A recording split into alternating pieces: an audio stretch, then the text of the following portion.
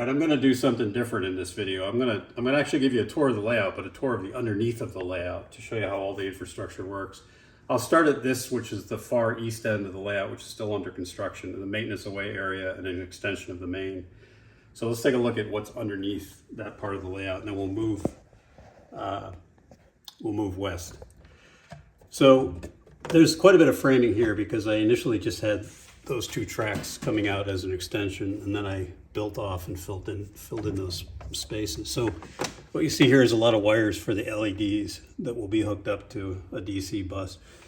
Here you've got a block detector for a block signal, a Tomar signal. So this is Circuitron. That controls the signal light that's up there in that section.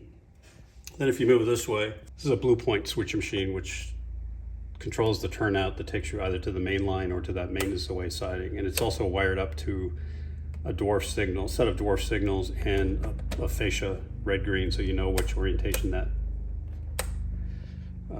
turnout is set into. And as you continue over here,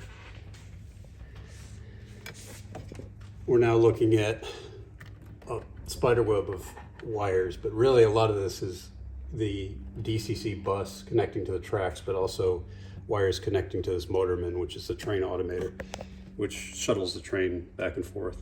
Going further this way, this is all the wiring for the crossing. So I've got a 3-track crossing, grade crossing. So this is the detector as the train approaches any one of the 3 tracks, and this is the flashing circuit, both Circuitron. And that powers the flashing lights and also this box here, which is a 3D printed speaker box. It's an Iowa Scaled Engineering with a recording of an actual bell. And right here you see my DCC power supply. I've got several of those underneath the layout. They're just DCC plug adapters that I hardwire into a splitter. And that powers LEDs and circuit boards and whatever I need to power. You'll see some banks of resistors for the LED lights here and there. And then as we continue down here, this is actually the proto throttle, that handheld wireless controller. That's its receiver, and it's basically its brain. And that sends signals to the DCC system to control the trains. Right here is a fiber optic light box, and that powers the lights that are running the street lamps up above. If we continue west, here you'll see I've got several plug strips. You never have enough plug strips. And then periodically you'll see these big nests of wires, and the red and the white are the DCC power bus. So that supplies the power for the entire track. So every track is wired to this, and every rail and every turnout is wired. That's why there's so many wires. So if you want to avoid any dead spots on the layout, you have to wire every single rail. It's the downside of DCC.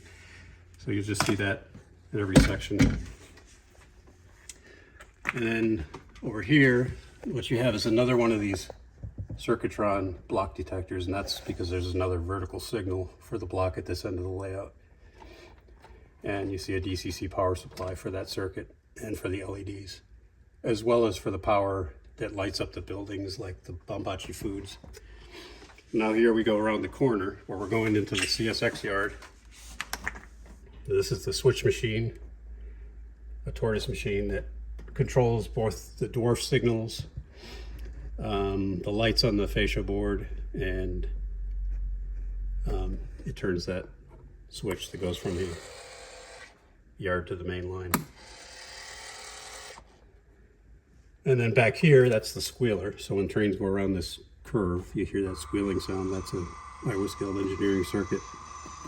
Another DC supply panel, and another one of these Iowa Scaled Engineering speakers. And that's where the squealer sound comes from. And if we get down this way, another plug strip. The more the better. And then at the end here, which is the very end of the CSX yard, more of the fiber optics. So this is a light box that lights the inside of the steel plant, and then this is fiber optics that controls the red and green signal at the entry to that plant.